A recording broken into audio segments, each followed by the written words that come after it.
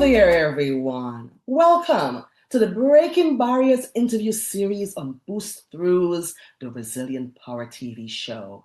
I am your host, Honorable Dr. Saskia Christian, founder of BoostThru, a multi-platform life transformation coaching service. At BoostThru, you see, we're privileged to sit down with extraordinary minds, women executive leaders who are redefining with innovation, connection, and resilience what resilience and all those things look like in today's world. Now, from corporate boardrooms to university halls, from global CFOs to grassroots founders, our conversations spotlight those who are breaking barriers and building legacies. Now, today we're absolutely thrilled to welcome a woman whose voice is helping entrepreneurs across the globe grow their business online. We certainly need her. She is none other than Kristina Milosevich. She is a digital marketing coach guru, consultant, podcast creator, and co-founder of PromoZiS Team, where creativity meets strategy. Now, through her KSM Growing Business Online brand and podcast, she's empowering small business owners to master visibility, build connection, and create impact in the digital age. Now, Kristina, it is absolutely an honor to have you here with us on the Breaking Barriers interview series. Now, your journey from digital marketing consultant to international business coach and podcast host is truly inspiring. You've built a career helping others bring their dreams online and turn it into a global brand that empowers entrepreneurs everywhere. Now, tell us, what first drew you into the world of digital marketing, and how did that passion evolve into building your own thriving brand? Hello, Saskia. Hello. Thank you. I'm so happy and thank you so much for inviting me. And I'm super happy for having me today. And thank you for your amazing intro.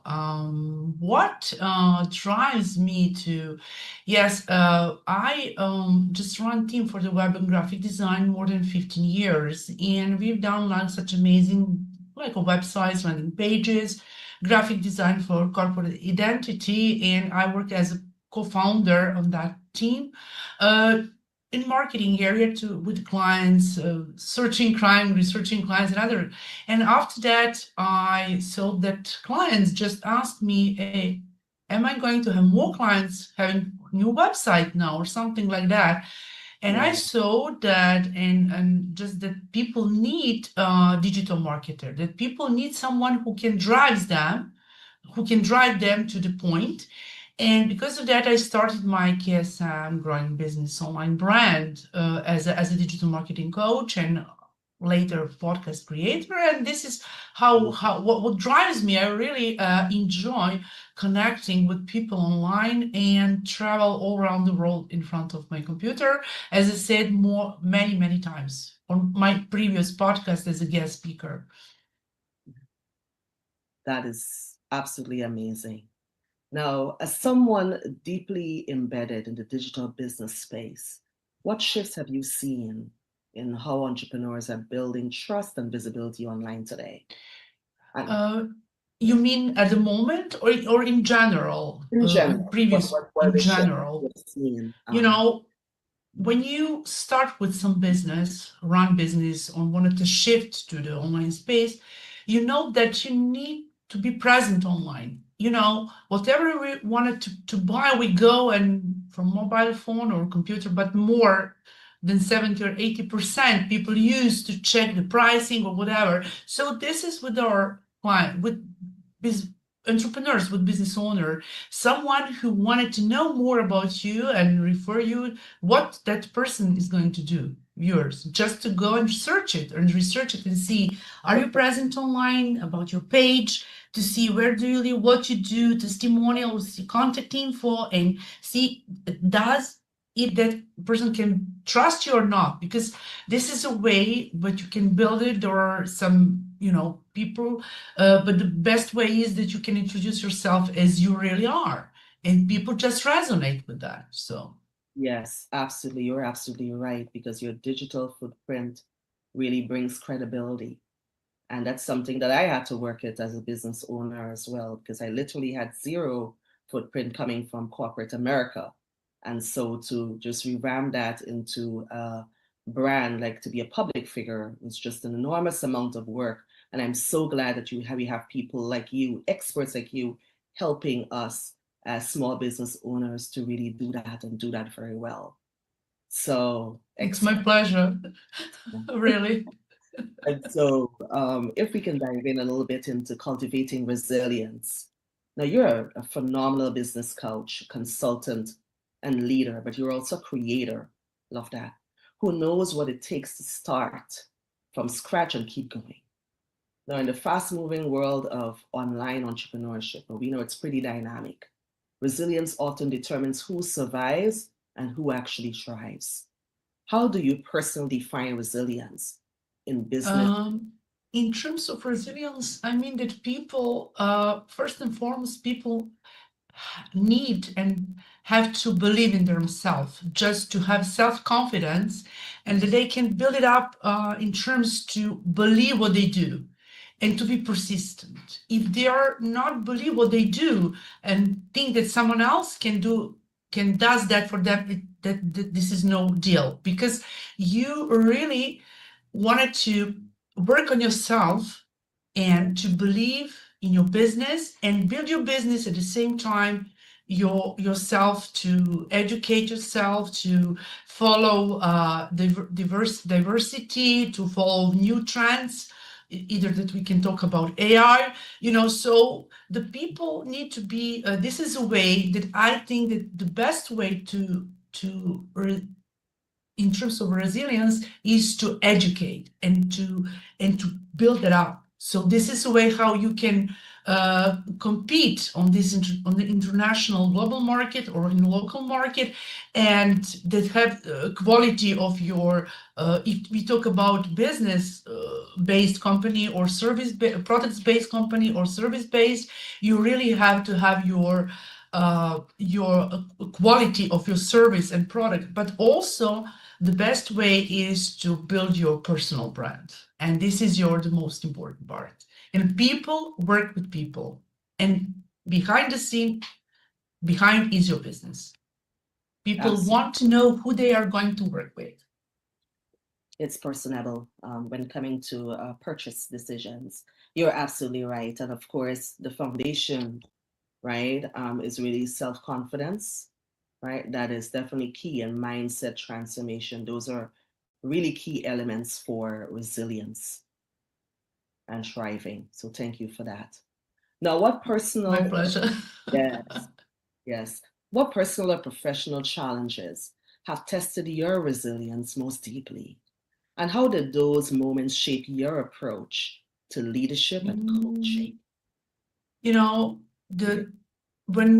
you repeat the question, please? The first part of the... What personal or professional challenges have tested your resilience most deeply? How did you, shape your approach to leadership and coaching? Always you have different personality, you have different communication with people, especially when in terms of getting clients, like that. What is the most important part? To get clients, to get income, to turn, for your business. So, and professional challenges are always, or let's say in time when we still wanted to build website and communicate with client. Challenge is always that you can to understand what your client need, and to always is challenge to serve them in the best way and to solve their problems. In personal is that how you communicate with them, how to be polite, challenges are always when you speak to diversity of different people, and how to realize your project to the end of the day. But the point is to be so patient, to have understanding for clients, and to build that relationship in terms to. So it's so challengeable also when you work online. I'm like in Serbia and Southeast Europe, and you have to get clients in America, US, or in Australia, and people differently resonate because of the standards of other things. And the challenge is also the language you speak to, because not just I think English language barriers, but the way how people resonate what you, and to understand what they need, how to it's no easy. That was challenge, and sometimes time difference and many other things. And but now in how to use the best way of channels of communication, and to respond to your clients, especially when you create digital product or. Yep. And in terms of leadership in my team, if you think that, or just to answer your question, as a leader, you really have to have almost like to be calm, to be, and just to be so in your quality way, just to have patience for your partners in foundation, and also to resonate with them as a human being. Yes, and to see professionalism and respect. How you can open up new skills for your employees, for your partners who work with you. Because my team is small team. There are 3 of us. It's not big. It's not too many people around. But also we need to understand each other and to have a lot of patience for them. Absolutely and brilliantly said. Now, really, how do you actually teach your clients and community to stay consistent, right, and persistent when results take time? And we know that it takes time, particularly in online marketing, digital age. In terms of getting new clients and the existing clients, I always teach and coach them to be patient and to believe in themselves, especially to follow up their, if we have some project or website to follow, and my team can, in terms of web and graphic design, but also in coaching part, I coach them and teach them to be present online and not to be a shy, and I was also, but this is if you wanted to be successful, if you wanted to grow, if you wanted to move globally, you need to build online presence. And I also need them to be persistent, either that we have ups and downs, but the first and foremost, we need always to get to the basics and always move from there. Have some basics points to move and see what works, what doesn't work, and have patience to resolve the problem, and be persistent on consistent way to grow together. Yes, and I always say, just get over those limitations, get over yourself, and just dive right in. Yeah, there is no boundaries, because we are human beings. We're so authentic, and every single person in the world can also is authenticity. You can just build it up, and if you don't believe in yourself, and be persistent, and consistent. This is so important, what I mentioned in my co-author's book, Global Women in Business. Be persistent, be consistent, be successful. And it's really true. It takes time, it takes patience, it takes sometimes stressful, but after that, we all went through it. And you also know how, because from your long time of career and what you've done before, start as your entrepreneurs. Yeah, definitely. That's golden advice. So one of the things I had to learn was that you have to forget the level of applause that you're getting and just keep pushing forward. Applause, you're not there really for that. You're there for, to sell your products and services. It'll be great to get them. It's a great endorsement. But at the same time, it should not distract you from just getting those results, the end goals, and shouldn't deter you from just continuing each day because the applause, is down, so to speak. And what is curious? I want to say that having clients in Australia, let's say, or in America, I'm still with them. Either they don't need, people change or change jobs or something like that, but I nurture my clients. And this is going to be like a family, like as you nurture some plant. We have to nurture our relationship to get referral and this is the way how we grow and exist in this area, in this field.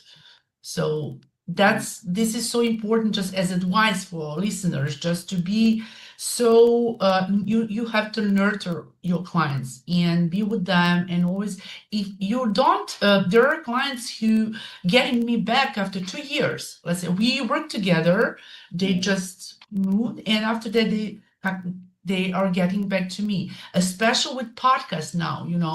They're amazing people globally and have chance to hear amazing stories and experience. Yes. Patience is everything. That's what I got out of this.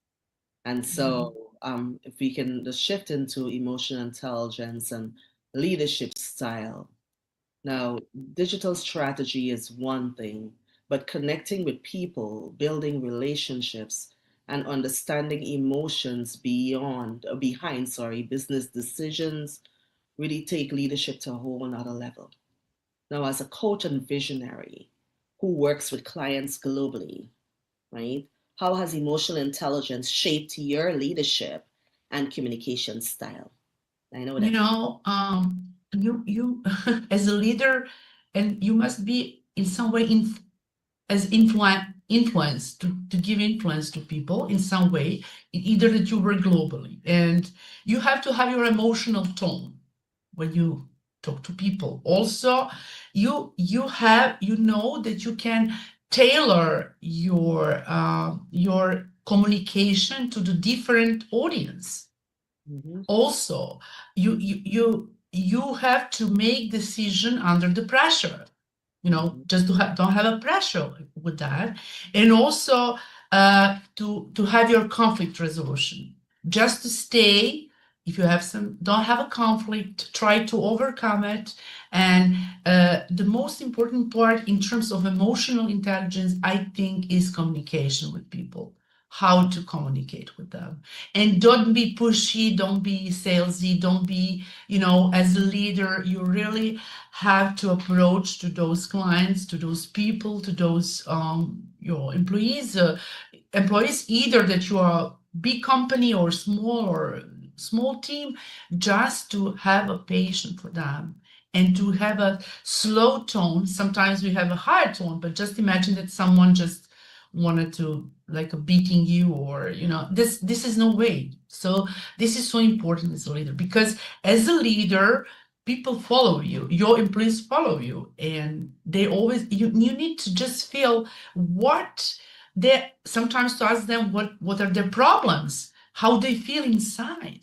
Because we are human beings and we have a family issues, we have health issues, and when we come to in the morning, or many people today work from home, it's a possible, and sometimes technology is technology, but we're human beings. And this is, as a leader, is so important to have to cover all your human being skills in terms of emotions.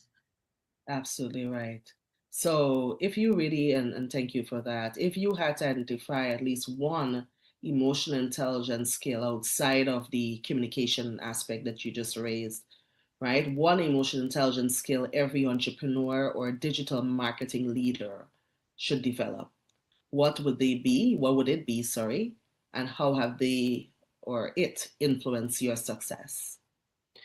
I think that first and foremost is not just either that we put aside communication.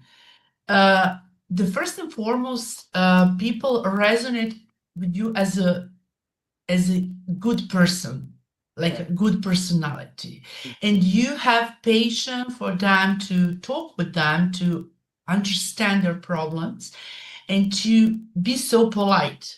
in terms as emotional, to have emotion for them, to hear their voice, to, that either that we're a human being in everywhere in the world. And now when we talk from to different sides of this planet, we are like, as a human being, we resonate. So we have to be to have understanding for each other, and how we can say that to be so, I don't know, just this is something which is so more than emotional, to understand human as a human, and to try to help that person, or we learn from each other. This is to have emotion as a human being, all just to understand, just to help each other, support, like each other.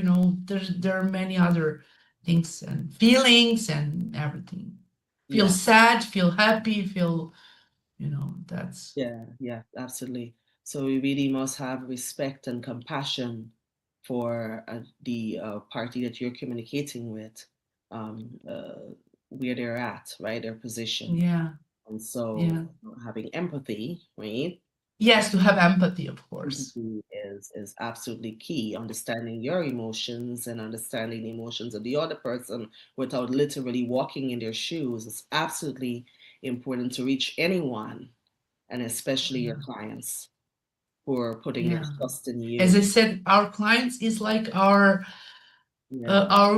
family, family members in some way. Yes, they're being evangelists for your brand, right? So, of course, everything to be done, the utmost professionalism, right? And that really wins people over a whole lot. Yeah. And so, if we can dive into navigating difficult conversations, and I'm sure you've had lots of that in your yes, of course. In marketing, especially as a host with KSM Growing Business Online, Kristina Podcast. I hosted many people, and as I said, I don't know how many hours I was speaking with them. So that's, but also and you're amazing. From the time I met you, from the time I met you, I think through the Brains Magazine guest Facebook group, you were so engaging, so warm, and just a very tolerant person. And for many, one Holistic Bliss magazine in Australia, I wrote many articles, or some, magazines, blogs. I was we organized summit once last year. It was stressed to strategic. There 25 speakers from 11 countries. I was one of co-organizer, co-creator of that, and it was lovely. It was online, but there are ladies from all around the world, from Australia to UK to America, Canada, I don't know, from New Zealand, global, everywhere. Japan, everywhere. So in marketing and business consulting, I know tough conversations, as we know, come with the territory, right? So whether it's setting boundaries with clients, or discussing pricing for your products and services, or addressing creative differences, right? During your experience, what types of difficult conversations show up most often in your line of work? And how do you handle them while staying professional and compassionate? You mean digital conversation in terms when I talk to clients, or? Yes, when you're engaging with them in terms of, supporting them with their with their service. When, I engage, I connect with, I'm I must say, it was one article, like how I can say, connection queen. And this is one I was a guest on that podcast, and that lady wrote about, and is like in description mode. And I'm such a great such a big networker. You wrote, I like networking, and this is a way how